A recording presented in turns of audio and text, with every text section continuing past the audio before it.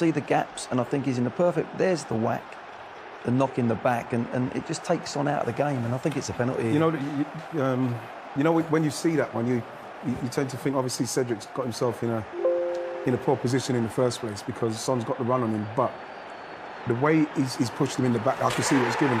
And because of VAR, and because they will have a look at that penalty, as soft as it looks, is going to be given because he's made no attempt to try and hit the ball or anything. He's just gone straight into just to nudge him. He's trying to be cute with it, Gaffer. Yeah. So maybe to try and deceive people, but it's not. For me, it's Holding that's got... I mean, Cedric can't... He's got Sessegnon on the outside of him.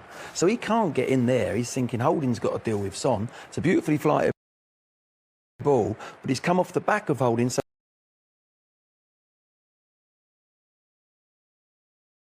he's left Sessegnon there, so he can't really be blamed at all for that. But he's actually tried to do his best to give him that nudge, just to put him off, because I think he's thinking, well, he's lined up to head this in here, I've got to do something. So he was in it.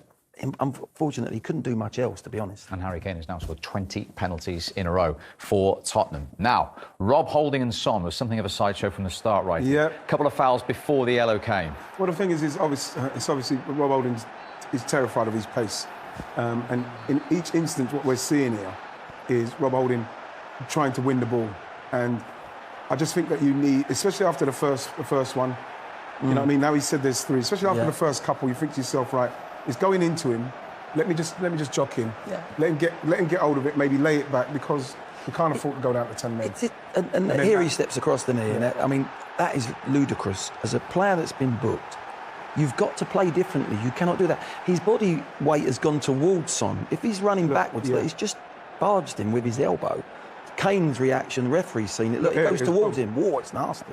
He's got no complaints. And like I say, that right side has been a problem for us. Yeah. Tottenham's left. Son, that's a mismatch. And, you know, you could see how uncomfortable Holding was. And in the end, I think that the way he's been sent off, you know, he's got no defence for himself there. I think also, Ian, when you're a defender, the ball's on the halfway line, 3 occasions.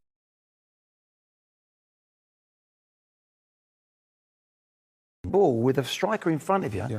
If that's a young kid in your academy, you're saying, stay on your feet, make him play backwards. Yeah. Don't try and win it, because you can't get to it with a straight ball coming on. He's trying to do it 3 times, and he's fouled every time. And we saw Ben White get changed, but he didn't come on, and 4 minutes later, Arsenal didn't cover themselves in glory here. Yeah, we saw this was, I have to say, you know, there's no Holding, there's no real big man. Gabriel is in the centre, but he's not really marking anybody. The way Ødegaard's he's kind of vacated that space because he's occupied with Ben Davies, but it's a little bit of a shambles there. It's all chaotic. You look at Harry Kane on his own at the back. Eddie Nketiah hasn't noticed him. Bentancur's got a free header. You have to give credit for the ball in. It's a very good ball in, but at the same time, I think that Harry Kane, I don't know, Holding may have been marking him at corners because no one picked him up. I thought it was very clever from Harry Kane to just take himself out of it, out of